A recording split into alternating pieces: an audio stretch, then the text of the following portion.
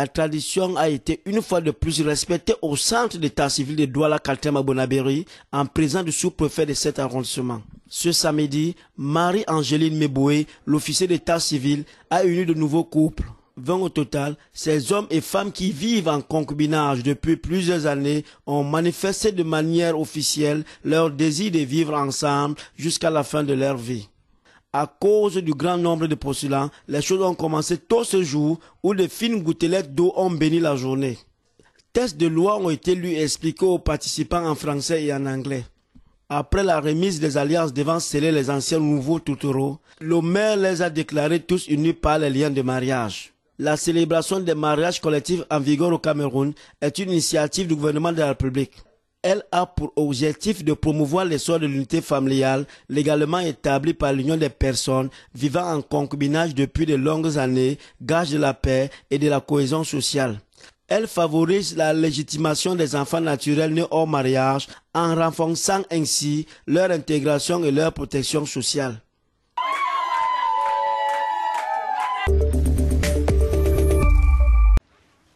Opération coup de balai. Les prostituées du quartier de Marconi, à la périphérie de Madrid, nettoient symboliquement leur quartier des préjugés.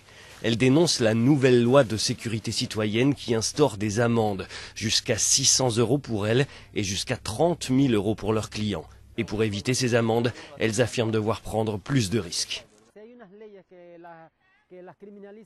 Si les lois font d'elles des criminels, évidemment elles se sentent moins en sécurité.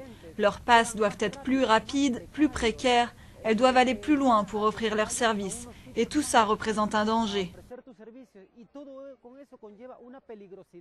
D'après les associations de riverains, depuis juillet, près de 70 avertissements ont été adressés aux prostituées et surtout environ 300 procédures lancées à l'encontre des clients. Antonella a déjà eu maille à partir avec la police. Pour elle, ses revenus sont menacés. S'ils infligent des amendes à nos clients, nous ne pouvons plus payer notre loyer, l'électricité, le téléphone. Nous ne pouvons plus nous acheter à manger, nous ne pouvons rien. Où allons-nous trouver de l'argent? C'est notre travail. L'objectif de la loi est de lutter contre l'exhibitionnisme et d'empêcher les actes sexuels en pleine rue, surtout dans les quartiers fréquentés par des mineurs. Les riverains se mobilisent contre la prostitution depuis plus de 16 ans et demandent qu'elle s'exerce dans des lieux privés. On peut parfaitement voir une fellation sur la voie publique ou un acte sexuel, une scène de masturbation. Tout cela nuit à l'identité sexuelle du mineur. En 2007, un rapport parlementaire estimait à environ 400 000 le nombre de prostituées en Espagne, dont environ 80% pourraient être victimes de proxénétisme. Dans le quartier de Marconi, elles se disent libres et veulent pouvoir travailler librement.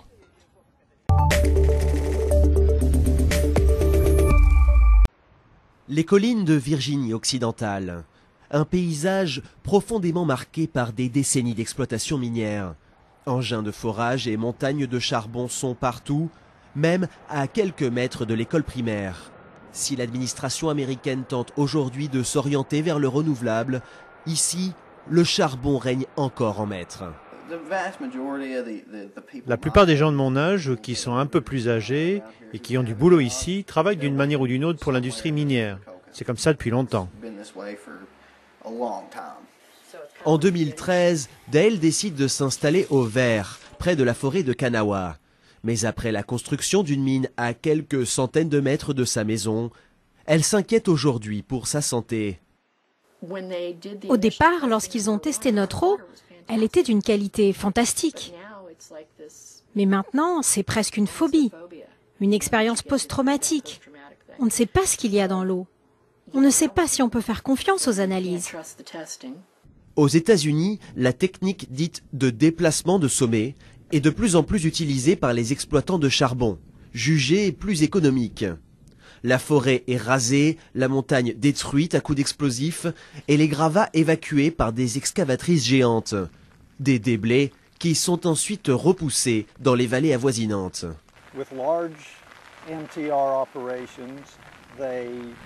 Avec la technique du déplacement de sommet, ils doivent trouver un endroit où déposer les déblais et souvent ils les déposent dans des ravins et des cours d'eau qui sont pourtant vitaux sur le plan écologique. Cela affecte ensuite tous les cours d'eau en aval.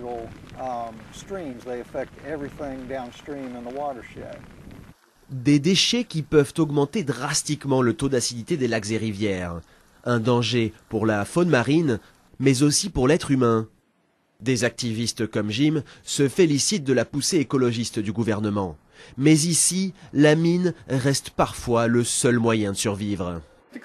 L'industrie minière connaît clairement un ralentissement économique. Beaucoup de gens sont au chômage et en Virginie occidentale, les exploitants de charbon ont une vision très tranchée de l'économie. Soit vous jouez le jeu avec elle, soit vous vous retrouvez au chômage. Entre 2008 et 2012, l'industrie du charbon a supprimé près de 49 000 emplois aux États-Unis.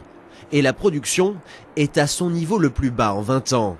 Frappée de plein fouet par le déclin du charbon, pour la Virginie occidentale, les bénéfices promis par les énergies vertes se font encore attendre.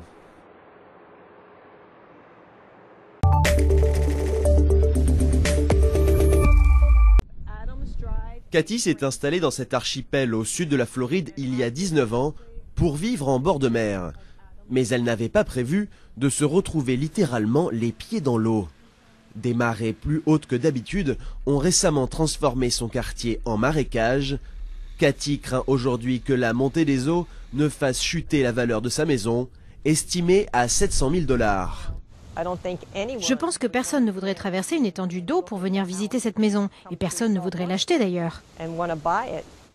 Si les îles de Floride sont particulièrement touchées par la montée des eaux, l'immobilier n'y connaît pour l'instant pas la crise. Les ventes de biens ont augmenté de 17% depuis l'année dernière et le prix moyen d'une maison a grimpé de 3%. Pourtant, d'ici 2060, le niveau de la mer devrait monter de plus de 60 cm et le sud de la Floride est particulièrement exposé.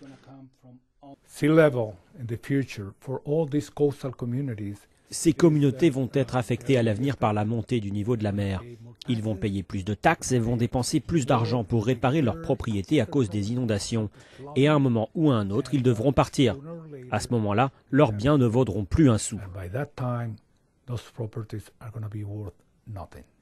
Les autorités locales sont déjà en train d'adapter les infrastructures face à cette nouvelle menace. Mais selon certains experts, il faudra rapidement imaginer de nouvelles solutions. Pour Doug et sa famille, les conséquences du changement climatique font déjà partie du quotidien.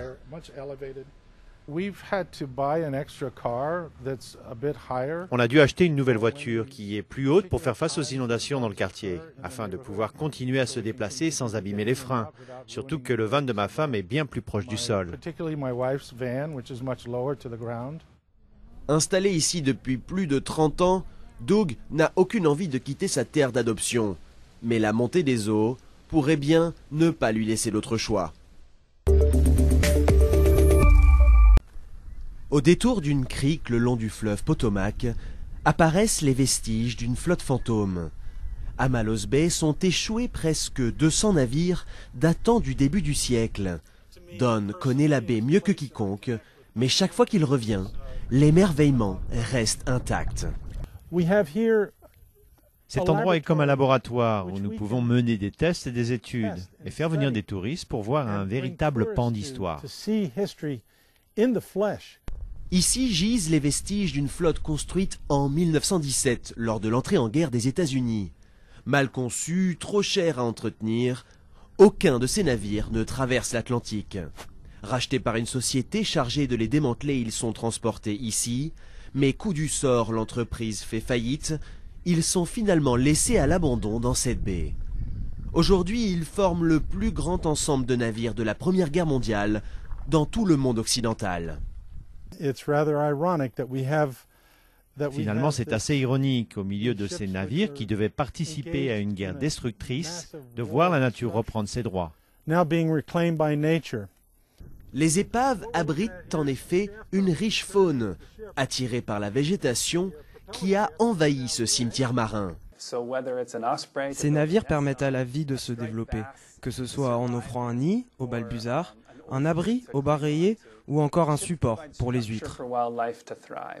En 2014, l'agence américaine océanique et atmosphérique a annoncé vouloir convertir Malhos Bay en sanctuaire marin protégé. Il s'agit de protéger cette région pour les générations futures et de préserver l'équilibre des communautés qui sont liées aux ressources et à l'héritage naturel de cette zone.